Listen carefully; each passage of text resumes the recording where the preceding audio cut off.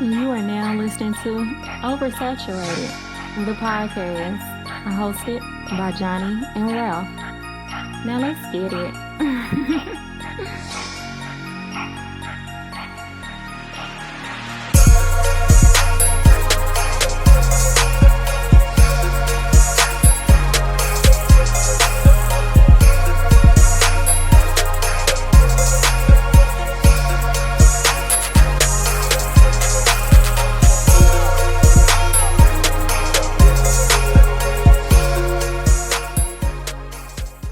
Welcome to another episode of Oversaturated, the podcast, where we discuss music, movies, pop culture, and everything in between. I'm Johnnie. And I'm Ralph. Welcome to episode number 169. 169. I am Ralph Wiggum again this week. Ralph Wiggum, Chief Wiggum. I like that. New listeners, please follow us on all social media. Facebook, just search Oversaturated, the podcast. Twitter is Oversat Podcast. Instagram is Oversat the Podcast. And our email is oversatpodcast@gmail.com. And please be sure to check out our website, oversatthepod.com. Anything you need to know about OS is there. Yes, sir. And if you want to follow us individually, I am the Mind of Ralph on Instagram and Twitter. On Twitter, I'm JON2_B. On Instagram, I'm JBS_ESL_AAMU. Holla at us. Johnnie, man. Yes, sir. Hey, man, before we get into it, the people at least on YouTube can definitely see that we have a guest in the house. I have to introduce this young lady, East St. Louis native. Former classmate, schoolmate of the state champion East St. Louis Flyers. Talk about it. But singer, songwriter, all around creative, definitely a dope individual, acclaimed individual. We'll get to all that, but definitely Raye Cole music is in the house. Yeah, air horns. Wait. Can y'all hear this? No. I hit the applause of the thing. I guess it don't work over Zoom. We still grassroots. So, yeah. That's all right. Thank you for having me. Thank you. I am honored to be here. Oh, no problem. Yeah. Now we appreciate, like we said, we always appreciate the opportunity for people to come on and let us interview them, because it's still a two-way street here, Definitely. So Ralph, man, my guy, how you feeling, bro? What's up? Man, I'm feeling great.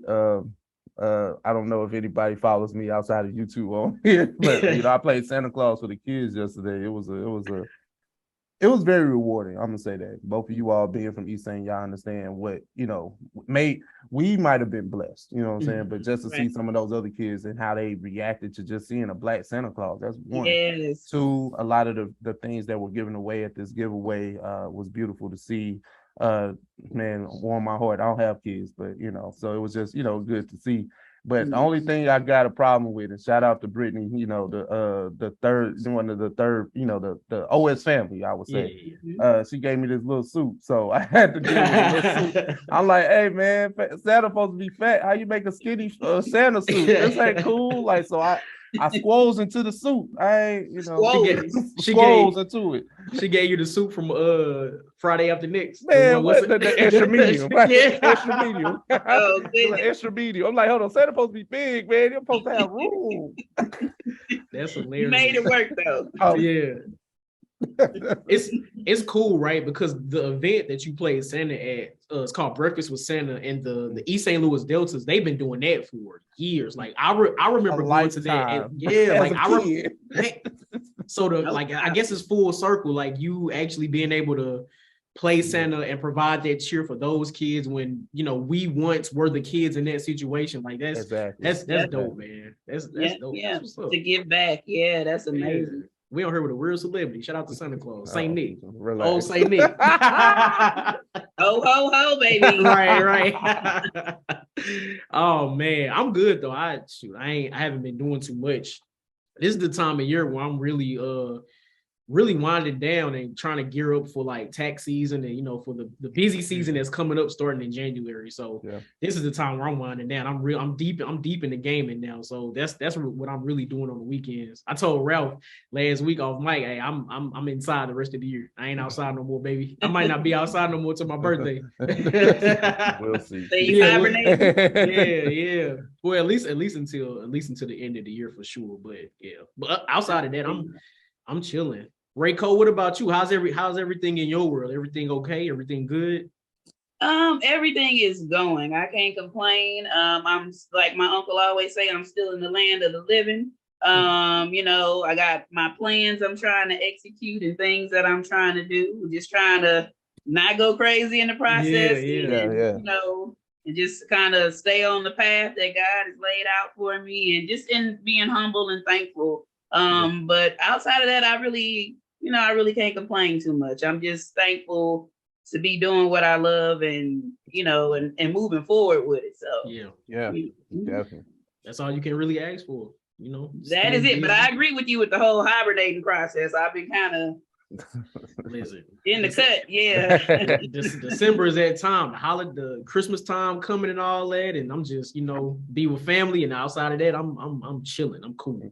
Man, that social battery needs to recharge at some point, you know. So and you gotta wind down. Especially you, Ray, because you know you outside more than others. You know what I'm saying? Like I imagine, you know, you do a lot. I imagine you do a lot of traveling, right? Like no, unfortunately, I don't. A lot of the things I do is digitally. Like, God has been good, because there's been times where I really couldn't move about and do a lot of things if it wasn't for the internet, especially like with my music. Because there was one point in time in my life where I was taking care of my younger sister, and I had a disabled aunt. So I really was kind of restricted on where I could go and stuff like that. But during that process, a lot of stuff happened for me too. So I'm not complaining. You know, I'm just thankful that God cleared a path and another way for me, you know. This year I've kind of been in the house because I've been kind of just focusing on my goals, and like, you know, got to stay down and beat the drum when you're trying to get stuff accomplished. Yeah, exactly. I was gonna say things like that. Sounds like it just only adds to the journey, adds to, you know, what you got going. So, you know, we kind of look at those things as kind of like, oh, this happened to me, but it's also often a lesson in it, right? I would hope, you know. Oh, yeah, most definitely. I feel like it was definitely a lesson and a blessing. You know, and God puts things in your life for a reason, for you to get better, get stronger. And I think when all of that happened, I needed that. I needed to be grounded. So I ain't complaining about it. It's just, you know, like you said, it's a part of the journey. Yeah.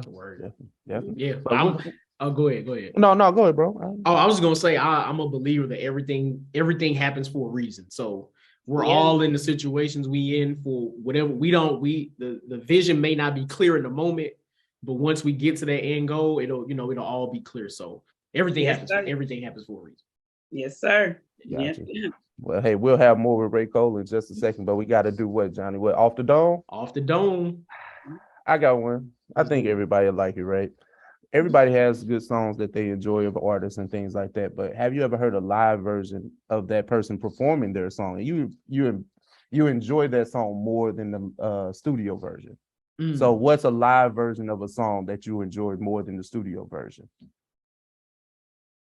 Okay, I'm gonna go. So I haven't seen them perform this like in my face, but I seen them like do it on Verses and like other like live performances. So this is Escape, and I wish I knew the name of the song, but it's like, if I want you and to me you. I don't know the name of it, but that's the song, and I feel like every time I've seen them perform that song, like it gets better and better and better. The recorded version is already awesome, but hearing them sing that live is like, it's amazing. And I think it gets better every time I hear them perform it. Okay. What about you, Ray?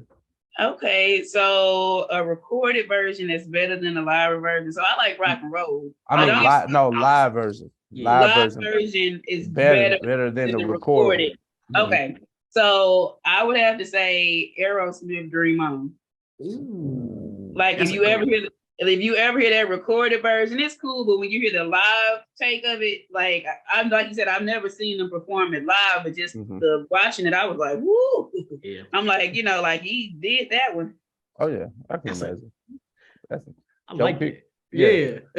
My pick is actually John Legend. It's a deep album cut off of Gift Lifted called Refuge. The song is good itself. Like, trust me, when you listen to the lyrics, it's great. But it's like a disservice to John Legend almost, because you know he plays piano and the acoustics and things like that. So you hear a live version, which I've actually heard like on live, I think it was like his House of Blues album or something like that. That one it's better than the studio version. Okay. It's like this sometimes. Like some people, like it's like they do it way better live than the recording. Yeah. Yeah. Y'all put the extra sauce on it, I guess. I don't know, but I love it. Yeah. Sizzle all that on there. Yeah. I think too what happens sometimes is like after you record a song, you got time to kind of play it back and listen to it. I'm like, okay, I would have did this different in the recording and stuff. And then live instrumentation takes up what a song could actually be, because like I said, I'm talking about John Legend using the piano rather than whatever they did in the studio was just cool. Right. But it ain't that though. It's a completely different thing live. Yep.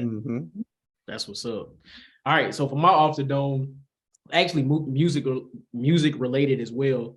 So since we have a recording artist as a guest today, I wanted to ask you guys, if you had the chance to sing backup and tour with any R&B artist, who would it be? Ooh. That's a good question. Yeah. Well, hold on. What you got? What you got, Ralph? I see your finger up.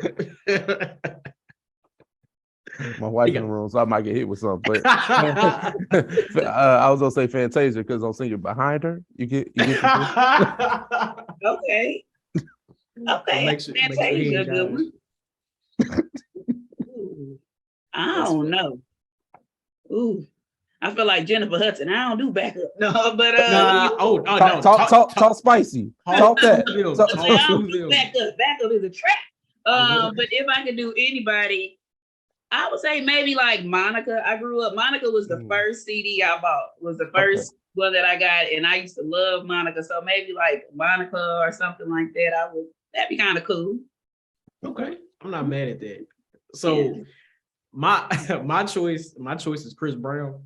And it's not even because like I get to sing on stage and like just have fun on stage, but I'm thinking about all the fun I can have like just on tour with the crew and like just kicking it, playing pranks and all that stuff. I just feel like they have a lot of fun on tour. Like Chris Brown's tour and everybody that's involved. I can see that. I can see that being fun. Yeah. That's the only reason I chose. Like I could sing background on any.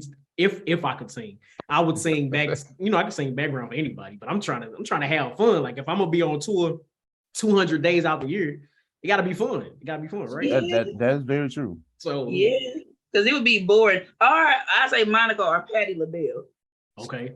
Because Patti LaBelle, she says she always on tour. Like she loves to tour. So and then she make them pies and stuff. So we'll be eating good on Patti's tour. Right. Gotta stay. Now, does eating certain foods affect like your vocal ability? Like, is that a thing? Yeah, it can. Like, but like if you're gonna sing, like just say you get ready to sing that day, you don't want to eat dairy. You may not want to drink alcohol. Now, granted, you may see that old blues singer who's been drinking shots his whole life. He in a class of his own. But technically, alcohol restricts the vocal cords, and so does dairy. It causes like mucus buildup. I would say if you're going to sing perform a day, you may want to eat like light stuff, water-based stuff, because you want your voice to be clear. You want your throat to be clear. So a coffee can, kind of restrict the vocal cords, or vocal folds, whatever you want to call it. So yeah, it's certain stuff that if you got to sing that day, don't eat it or don't drink it. Got you. That's interesting. That's dope. But hey, that was off the dome. Give me a live version of a song that you prefer over the recorded version. Yep. And then if you had a chance to sing background and tour with any R&B artist, who would it be? Let us know. Yes, sir. Well, hey man, no news topics this week per se, but we do have a recording artist, Raye Cole, in the building. Definitely got a nice interview lined up, so we're gonna get straight to it. Yeah, man. So Raye Cole, tell us about how you got just started in music. Like, when did you know you could sing? Like, how did you get into singing? How did singing start for you? Okay, you want it from the beginning, or you want it from 400 years ago? Well, okay, so when I was a little girl, my family would like make me sing. Like they would take me to the neighbor's house and say, sing a song. And then like my great grandmother, she would like offer me cookies to sing. So it was kind of like they they knew I could sing before I knew what singing really was. And then when I was a child, my aunt, and my grandmother, they put me in like the Catherine Dunham program that's down in East St. Louis. So I did that for a while because my aunt, she actually danced with Catherine Dunham. She was taught by her when Catherine Dunham first came to East St. Louis. Then I started reading and writing poetry. My aunt, she was really into the arts. So she would take us to like Hall Symphony Hall, the Fox, just different things when they would have like plays and stuff like that. So I really kind of took to the arts. Like it was just everything to me, like just writing and wordplay. And then once I got older and became a teenager, I started taking like voice lessons and piano lessons, and I joined the choir.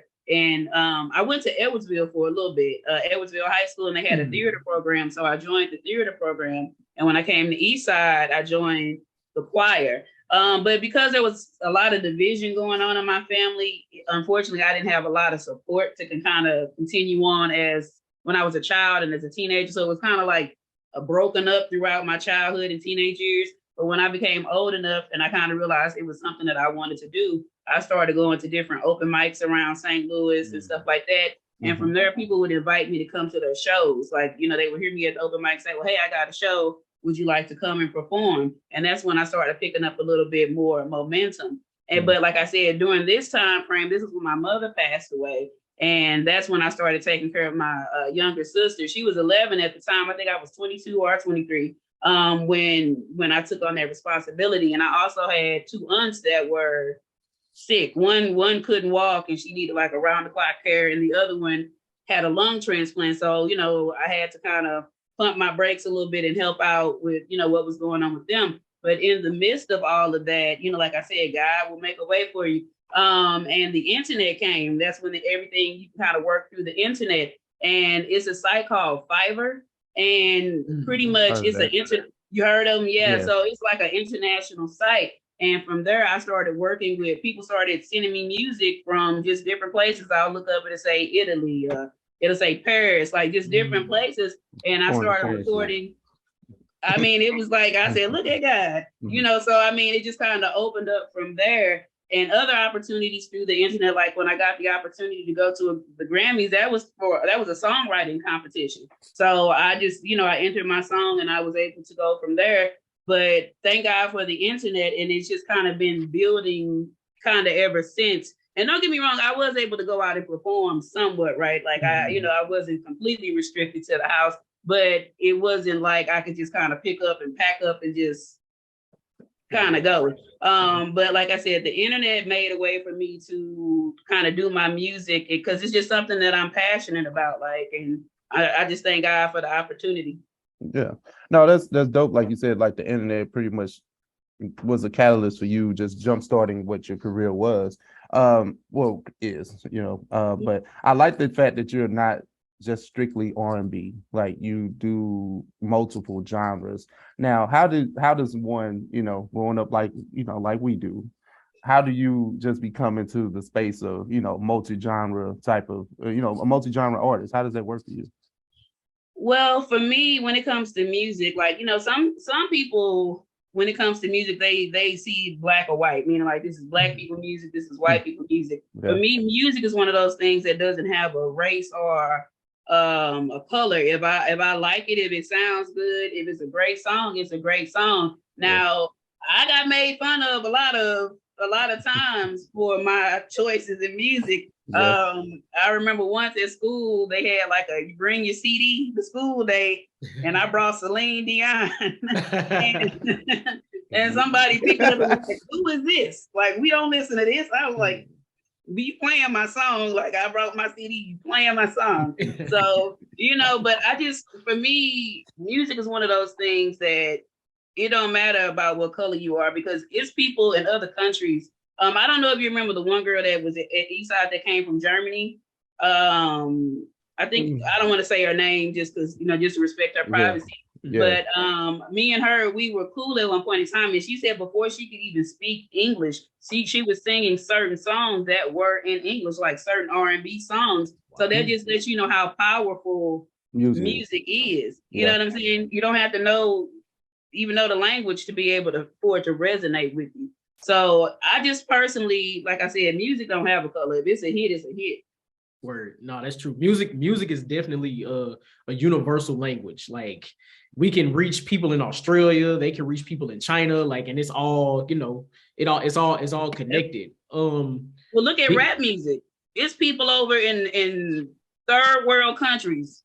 You see what I'm saying? Yeah. Look at the impact that rap has had on the world. Like people, I'm just saying, like, and the rap came out of the ghettos of America. So it's just like, that just shows you how powerful the message and the feeling of it is. It's true. It's true. Being a multi-genre artist, are there any differences in the types of artists you work with? Like maybe you work with a soul artist over here and a hip hop artist over here. Are there any similarities or differences between the type of artists that you work with?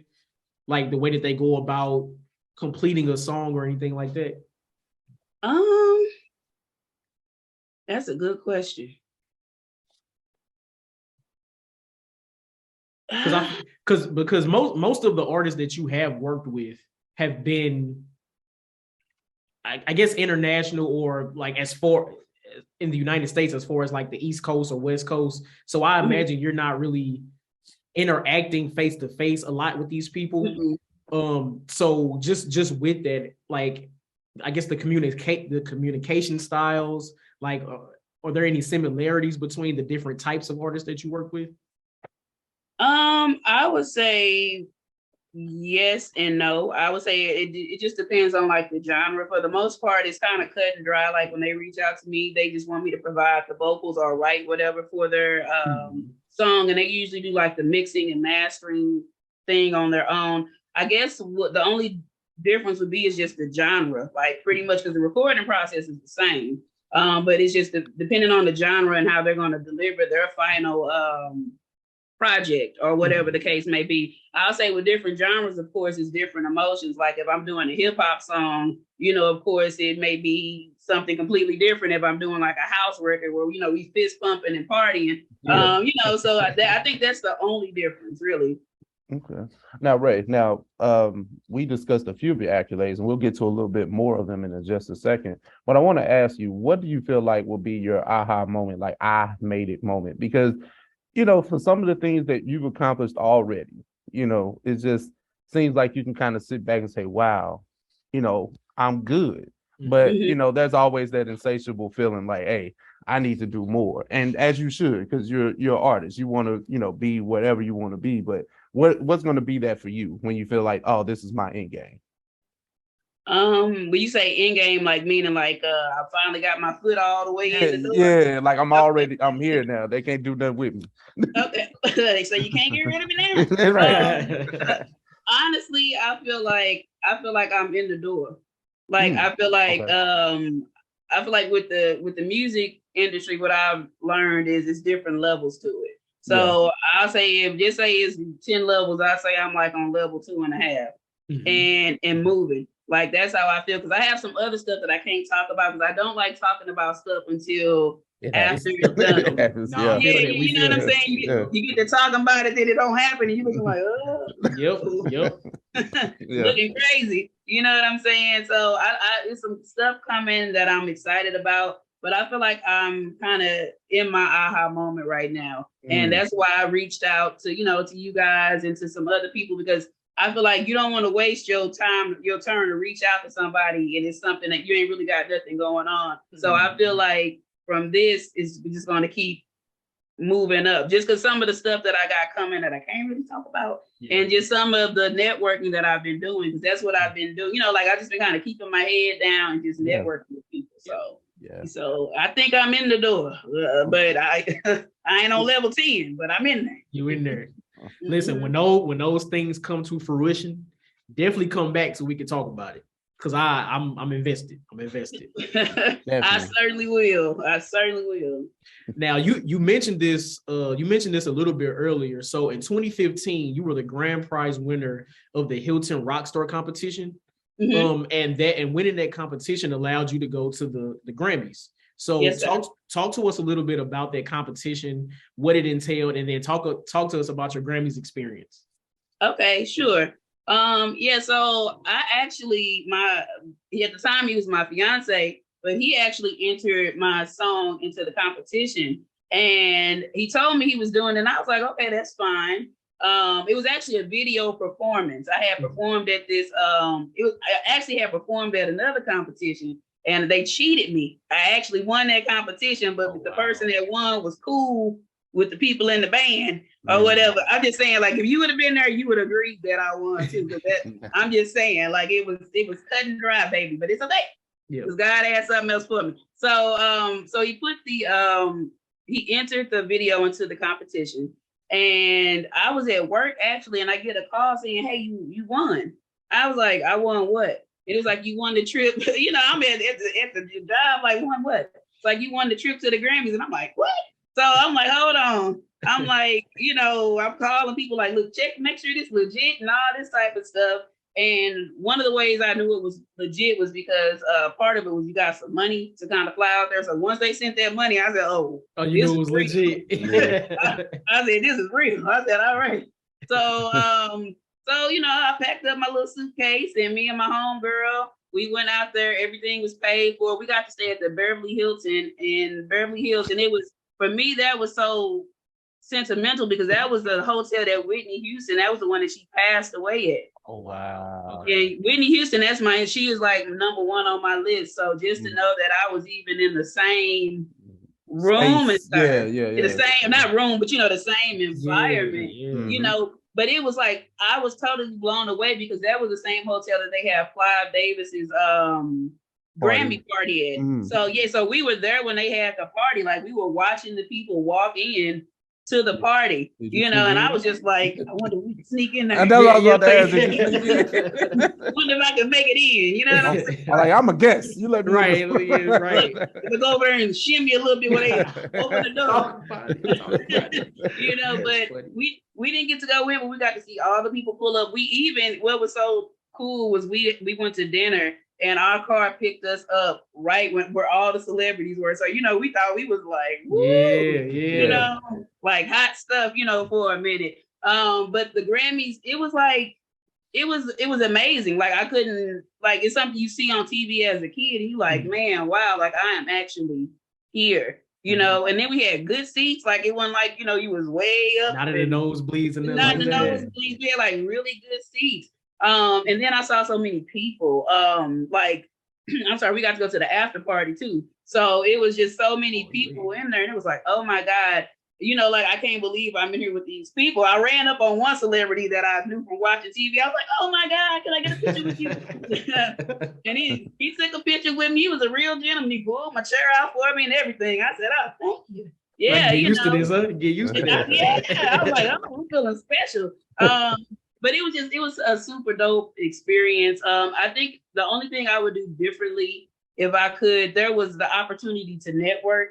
The night of that Grammy party, there were people, it was folks everywhere. And, you know, a lot of times people only look at the folks that you know, meaning like, oh, that celebrity. They don't think about the people that's actually working behind the scenes. You know what I'm saying? So I wish I would have stayed down there and actually kind of just sit at the bar and mingle with people or whatever. But, you know, everything happens for a reason. But it was a beautiful experience. It really was. Yeah, no, that's dope because me and Johnny we debate on this platform so many times, pretty much echoing or fighting against what people say on social media about the Grammys, especially when it comes to Black artists and Black artistry. I understand that they historically get it wrong sometimes, especially if you talk about hip hop specifically, right? But when it comes to like people that are songwriters like you, that's a shoe-in for you to get in the door. Then now your $500 song might be $3,000, $5,000. That's off the strength of you working, networking, going there. So I just like to hear stories like that. That's all. You know? Yeah, it definitely was. It helped give me a boost. You know what I'm saying, with what I was trying to do, because it shows that because a lot of times people won't take you serious unless they see something or somebody they respect taking you serious, and you know that's just the name of the game. So so that's crazy. That's awesome. Like I'm so happy I can say I talked to somebody that like attended the Grammys, right? Like that's fine to me. That's what's up. I'd like to win one day, which crossing my fingers, it may just happen. We'll manifest that for you. But we got to talk about this, right? And it was in your bio. It's a hot button issue. People still argue about him to this day. May he rest in peace, brother Kevin Samuels. Yeah, I was going there too. I know, right? You did mention that you did work with Kevin Samuels. He was definitely a mentor of yours. Like, could you kind of get into that relationship? Yeah, so it was a digital relationship. I didn't know him personally. I never met him face to face. But he did this thing where he said, "Shoot your shot," right? So I shot my shot at networking with him because I'm working on my master's thesis or whatever. Like, I'm not even sure at this point if I'm even gonna finish the program, but I'm gonna write this thesis because I've done all the research for it. But so I reached out to him and let him know what it was that I was trying to do. And I talk about digital friendships and how the digital world works. I talk about it on my Instagram page. So if it's something you guys want to check out, you can definitely see it there. But I just kind of followed his platform and I was in his chat room. Like, I was active in his chat room. And there were times that he would acknowledge me. He would, what they do is if they want you to know that they are acknowledging, they'll read your comments out, or they say something off your page to let you know, hey, I'm following your page, or whatever the case may be. So I just kind of followed him to see how his whole networking thing, not networking, I'm sorry, marketing, because that's what drew me to him. One of the things that drew me to him was his whole marketing thing. He went from 200,000 followers to like over 1 million in the course of a year. So I was like, this brother is smart. You know what I'm saying? And he's moving along. And the way I really knew that he was following me is if you look at those pictures on the screen, those are Van Gogh images. If you go to my page, I put the same images up, and like I had to leave his chat room because I was attacked in there. Everybody in that chat room, it was a conversation going on, and everybody like was adding me with insults and all that type of stuff. And I let Mr. Samuels know in a message, hey, I'm going to be leaving the chat room because of that incident. Like, that was embarrassing, or whatever the case may be. And after I told him that, it was like a couple of days later, the pictures that were on my page were on his television screen. And it was from the exhibit, the Van Gogh exhibit. Wow. Yeah. So. Wow. Let me ask you this, Ray. Is this something that you would like to share, or is that something you like? I don't really want to, get into that anymore. The incident at question that you were talking about. The incident at question. Yeah. I could talk about it. It was, I chat on lives, okay, like on different live streams. There are about maybe 4 or 5. And some of them I get a little popular on. Like, I don't know if you guys do any chatting on any of the live streams, or if that's something that you've gotten into, but it's a great way of networking. So I would encourage you to do so, because it could help, help elevate your platform as well. So I was over there, I was chatting, it was during not the early pandemic, but midway through the pandemic. So, just kind of chatting and in there. And what I realized was that my opinion differed from a lot of the people in the chat room. And that's all it takes. That's all it takes. And unfortunately, I guess I must have rubbed Mr. Samuels the wrong way, because he was like, Raye Cole, it don't matter. It don't matter. And when he did that, everybody in the chat room started adding me with these insults and all that. And I was like, okay,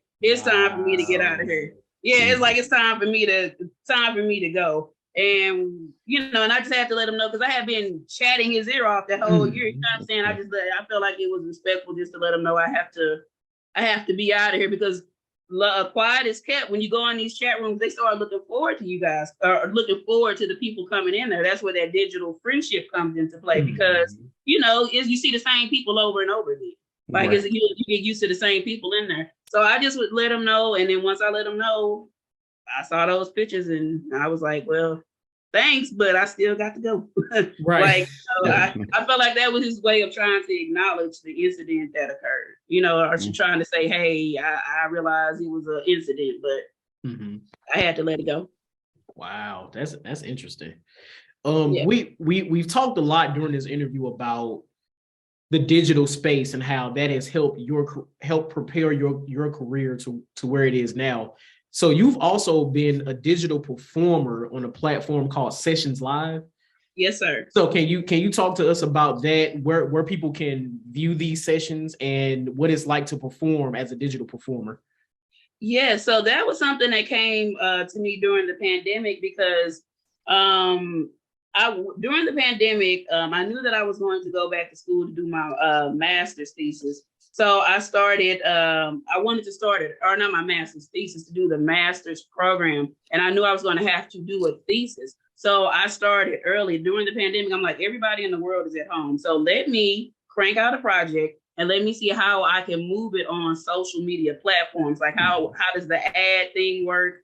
How does international marketing work? Just kind of seeing, just to get the research that I would need for when it came time to do the thesis. So I came up with the project and I did a live video. And I guess the people from Sessions, they saw that live video because I think it got over like 50,000 views just from me kind of pushing the ads to get more eyes on it. So they contacted me or they recruited me. And at first I'm like, is this real? You know what I'm saying? I'm like, is this always got to be skeptical? Yeah.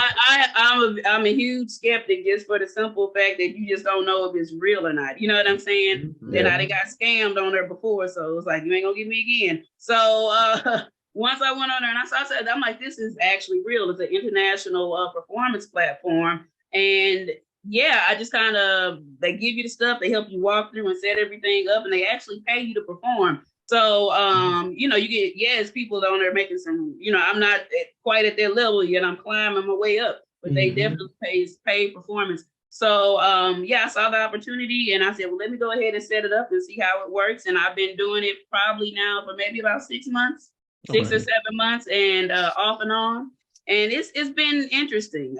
It's been fun, and I actually enjoy it. Because like when I would go out and perform in public, I would get a little bit of anxiety, and this kind of helps. Helps with that. It's more controlled, you know. Yeah. Now there. Oh, go ahead. No. Go ahead. I was about to say there are levels to digital concerts and things like that. Merely a camera, you know, you performing, your piano, guitar, whatever instrument you may play or not. In a band or whatever, but now we get into a space where it's virtual reality. Like, is that something like you can see yourself being a part of? Like, it's still a concept for me. I can't wrap my mind around it. But. Well, I mean, technically, I'm a part of it. You see what I'm saying? Okay. Like, I feel like the pandemic brought the virtual world even further to life. You see what I'm saying? Like, because remember during the pandemic, we couldn't go nowhere. Everybody was at home on Zoom. And I feel like that was the rise of a lot of different things. Like, for instance, like DJ Academics, like he says, it starts in the chat room. And that's very true. Like the networking starts in either the chat room or the DMs or whatever the case may be, however you want to reach out to people. It's not really a new world. It's just more advanced. Like, you know what I'm saying? Like they say more people, like usually people that will go out and network in person, they say that more people are networking digitally and having more success than people going out doing it actually in person. So it's a real thing. Wow, that's crazy. I mean, I guess I see it all the time. Like, and I mean, we're doing it now. Yeah, we're right, doing exactly. It right now. Yeah. There are people even in the podcast game, right? That if we weren't podcasters, we probably never would have met certain people and interacted with certain people and even had people on to talk to them on our podcast had we not been on Twitter, you know, checking out people's links, retweets, and people interacting with us for our content. Like it's it's interesting to like just be in it, be a part of it, and not really understand what's happening. You just do it. Right? Do it, So with having you here and talking about it, it's like, oh wait, like, you know, you're putting an actual name to it. It's something that we've been doing for almost 6 years now, but some, you know, it's here. Like we are in it now. There's actual terms for what we're doing. You know what I'm saying? And that's a part of the research that I'm going to present in that thesis, because like the virtual is not going anywhere. Like the virtual world is. Because Facebook or Meta, they were trying to like have it where you can buy property in the virtual world. Yeah. People been doing that the last couple of years. Yeah. I'm just thinking to myself, what I'm gonna do with some virtual property? Like, what's going on? What's wrong with the real land? Like, why I can't go out there and get that plot right there? Like, what's wrong with that plot? That plot over there. What's wrong with that one? I mean, we're gonna have virtual space that you got to buy. Like, what's going on? You know, so it's a real thing. You know what I'm saying? And a lot of people are kind of stuck. Was it post pandemic? Is that was it before the pandemic? A lot of people are still kind of stuck in that world. Yeah, pre-pandemic or whatever, and like it's gonna keep going and going and going because I've worked with people that I've never met before.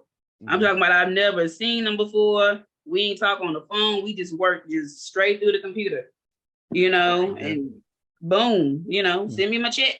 Right, not for real. Nothing wrong with that. Now we talked about definitely the highs of the internet and everything like that, the digital friendships and things like that. And you almost got into this bag right here when you're talking about the Kevin Samuels incident in the chat room. But you're spearheading a cyberbully campaign. Like, would you like to get into that? Yes, I would. Okay. So when I decided that I wanted to include that in my thesis, I reached out to some people just to be respectful, you know what I'm saying? Because, a lot of people out here try to take people's name and drag it through the mud and say, negative things about it. So I like to be respectful in what I do. Yeah. So I tried to reach out, and I feel like this person tried to start some type of bullying campaign, cyberbullying thing toward me. Because I started seeing memes and stuff like that. And I'm like, hold on, is this moi? Okay, hold on, what's going on here? And then I started when I was doing virtual voice lessons where people could kind of come in through Zoom and sit in on the lesson. I started getting people that were playing with me on my lessons. I started getting just messages from weird people and stuff like that. And I was like, hold on, what is going on here? You know what I'm saying? And I was like, okay, I'm gonna have to put a stop to this because cyberbullying, cyber harassment, cyber stalking is actually illegal in all 50 states. This is something that's completely illegal. And when you do silly stuff like that, because y'all know where we come from. You know what I'm saying? If people don't play games. Right. You know what I'm saying? I don't play no games with people. And when you do stuff like that, you force my hand. You know what I'm saying? You force my hand to have to move because if you're that crazy or that obsessed where you got time to do stuff to troll me because I'm trying to just talk about my experience, that's problematic behavior. So I'm I have to start some type of campaign here to kind of get the laws changed or to get things kind of where you can even the playing field. So where if somebody's constantly coming to your page an obsessive amount of times, there's some way it could be tracked. Because if somebody was bullying you or harassing you in real life, you could go file a police report. You know what I'm saying? You could get it documented. And, for me, I had somebody in my family that they were in an incident where they had to, get with somebody. And the way they was able to beat the case was because they had it documented that this person was harassing them, that they was, stalking them and threatening them and stuff like that. So I feel like it's only fair that if you're online, because a lot of people think you can get online and just do whatever you want to do. Right. You know what I'm saying? And don't get me wrong, it's one thing if you disagree with me and you say something to disagree, but it's another thing when you think that you're going to make me your punching bag, or you think that you're going to, harass me or something like that. So that's why I came up with the campaign. And the idea and the goal is that if somebody keeps coming to your page, that these platforms make them have to subscribe or follow you. Meaning, if you come more than a few times, it's hey, are you guys familiar with Bandcamp at all? A little bit, yeah. I've heard of it, yeah. Okay, so Bandcamp is a music platform where you can put your music and stuff. Now, when you go to Bandcamp, if you keep playing somebody's song, I think it's after 3 or 4 plays, they're hey, you know what I'm saying? I see you like this song. Won't you go ahead and buy it? They won't let you play it anymore. So I think the same concept should be for social media, where if you keep coming to somebody's page, you should say, hey, clearly you like this person's page. Won't you go ahead and follow or subscribe? And if you don't, then you automatically put on a block list or some type of list, because clearly, you know what I'm saying, this is obsessive behavior. Now, I think this feature should be, what's the word I'm looking for? Optional, because some people don't care. Some people want you to come to their page regardless. You know what I'm saying? Yeah. But for me, you know what I'm saying, and knowing that I got people that are acting crazy, I need to know who's coming over here. So you know what I'm saying? So that way, no, seriously. So that way, if it's somebody that has problematic behavior, it can be tracked. That's just how I feel, because some people there have been people that have committed suicide behind being cyberbullied and harassed and things of that nature. And these people shouldn't be able to get away with that. They shouldn't, in my opinion. So sign the petition. Okay, because you may need it. You know what I'm saying? You may need it for somebody you know. So. And where can the listeners find the petition to sign it? It's on my Instagram page. There's a link in my bio. You can sign up on Eventbrite. I just put it there because it's a free. It was a free site I could upload it onto, but it's also on change.org.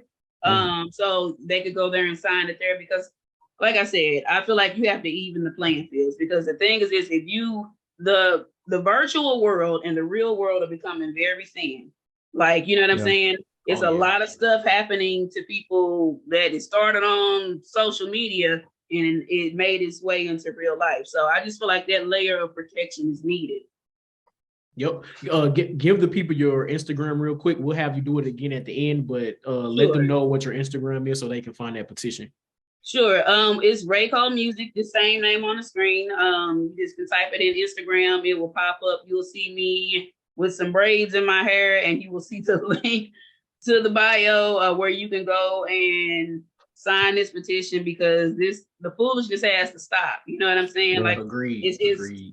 We come from a different walk of life where people, when they play those type of games, you got to take it seriously. Yeah, exactly. Johnny, I think we got time for maybe one more question. Did you have something? I think we got through all of like my hot picks from the bio. Gotcha.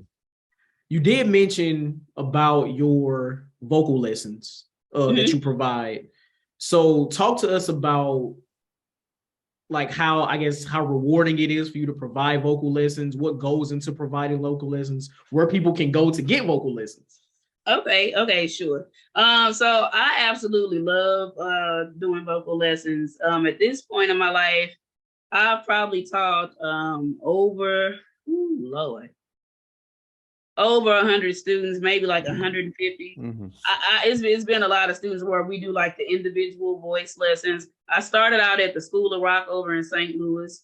Now I'm doing it. I do it over here at Accent is in Illinois. But I can only do the weekend right now. And I have a few students, but it is a very fulfilling and rewarding feeling when somebody comes to you and they're trying to build their voice and you hear the voice go from, like not really developed, you know what I'm saying? Or they maybe have like a lack of confidence to where they keep going and going. And then you hear they have that aha moment as you guys said, where it's like, man, I see what I was doing wrong and I feel comfortable and I feel confident, especially when it's children. I love helping kids build their voice and their courage and their confidence. And I have a student now, he went to state twice. So, that's a proud like mother moment for me. When I got him, he was going through puberty. So his voice was like all over the place. And I feel like when you teach somebody something, they'll remember you forever. Like you'll always be like that person in their mind because that, if they take it seriously, right? That's awesome. I like that. It's like, and maybe this is another question real quick, but just thinking about your expertise, right? Vocal coach, singer, songwriter. What probably gives you the most fulfillment? Ooh. Probably the songwriting, probably the recording process. Because I don't have to always sing the song, but just the idea of being able to pull something out of your head to get that download from God, you know what I'm saying? And to see it to actually come to life, you know what I'm saying? To see the project coming to life, it's like creating a baby, because a lot of people can't manifest or can't bring something out of their mind and bring it into reality. So just to be able to do that, I just feel like that's a blessing within itself, No, I like that because it's some dope vocal coaches out here that you would never really know who they were.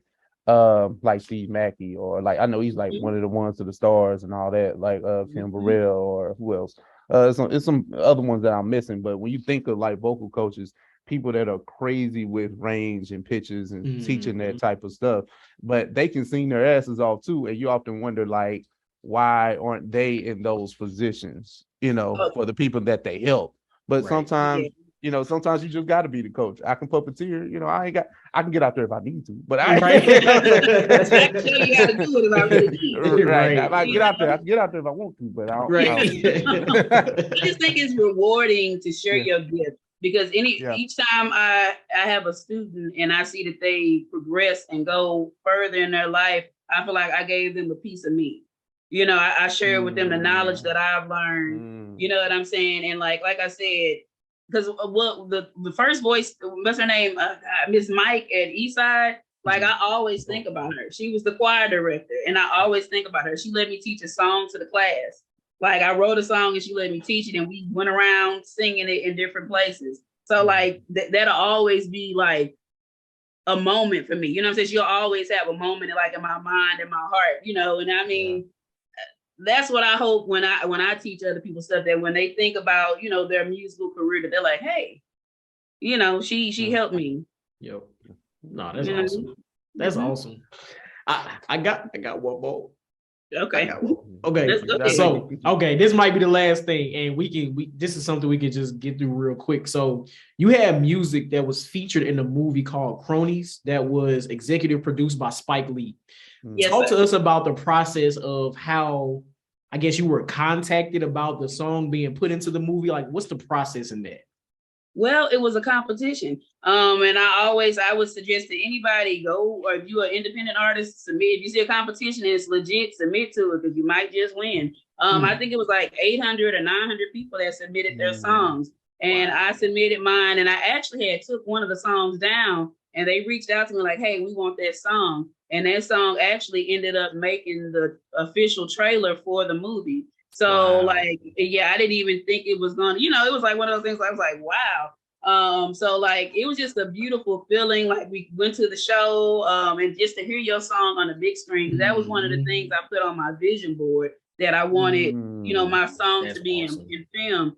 Yeah, so just to hear it up there, they just reached out, and then I also got to perform at the after party. They had an after party after they did the film. So it was at Cicero's. I think Cicero's closed now. It is. Yeah, that was a while ago. But I mean, it was a magical feeling. Like it was a really magical feeling because it was something I wanted to achieve, and it came to life. That's awesome. That's a great story. Man, we got accomplished people coming. Man, what? Man. Come on now, see it, man. Coming out the city, man. But hey, man, that pretty much wraps our interview with Raye Cole. Please, can you tell the people where to find you? Yes, you can find right now. I'm mostly active on my Instagram page because I kind of look at it as a business page. So that's where I'm at for now. I'll be moving back to some of my other social medias, but if you're looking for me, Instagram, you can find me on Sessions Live. Also, I got some songs coming out. I have one that I'm working on. Actually, I have two that I'm working on with a gentleman from the BBC, the British Broadcasting Corporation. Then I also have another one that I'm doing with a gentleman named Slap Turner. And on his project, George Clinton, his granddaughter, she's a part of that project. So I'm excited about that. And I got some other stuff I wish I could share with you, but I don't want to talk about it. When it's done, when it's all done, come on back so we can talk about I will come back to the block. And get your tickets because I'm going to be walking in a celebrity fashion show this Sunday. The people from Love and Hip Hop will be there. So, and there may be a few other folks. So I'm excited about that. Nah, that's dope. A week from today? December 11th. Yep. Okay, got you. You can get the tickets at the Fur and Leather store. I'll have it. It's on my page on Instagram where you can see where to go and get the tickets. But yeah, I'm excited about that. I had to go get my Aunt Viv on. Oh, talk about it. Talk about it. I love it. I love it. I'm trying to hear this song with Slap Turner. Like that name is the name alone make me want to. Slap is definitely a musical genius. Like I appreciate him reaching out. Yeah. No, that's what's up. No, that's dope, man. But what we got, Johnny? Oh, one more song if I can plug it really quick. Oh, no, go for it. Okay, I had last year I had a song go number 3 on the UK Soul charts with a group called MS1 Project. So if you guys, it's called Life Celebration. So if you want to check that out, go check that one out too. Okay, life celebrations, and you said that they hit number 3 on the United Kingdom soul chart. In the United Kingdom soul charts. It was up there with, I think Melba Moore was number 1. It also it landed with wow, Melba Moore. Wow, I haven't heard that name in a while. I know, right? Old school. I love that. It landed on the Amazon top 10 list with Summer Walker and Bruno Mars. So dope. I was just excited to be a part of the project. Illustrious guest, man. That's what I'm talking about. I love it. Plug everything. And one thing I know we keep saying we go get out of here. Right.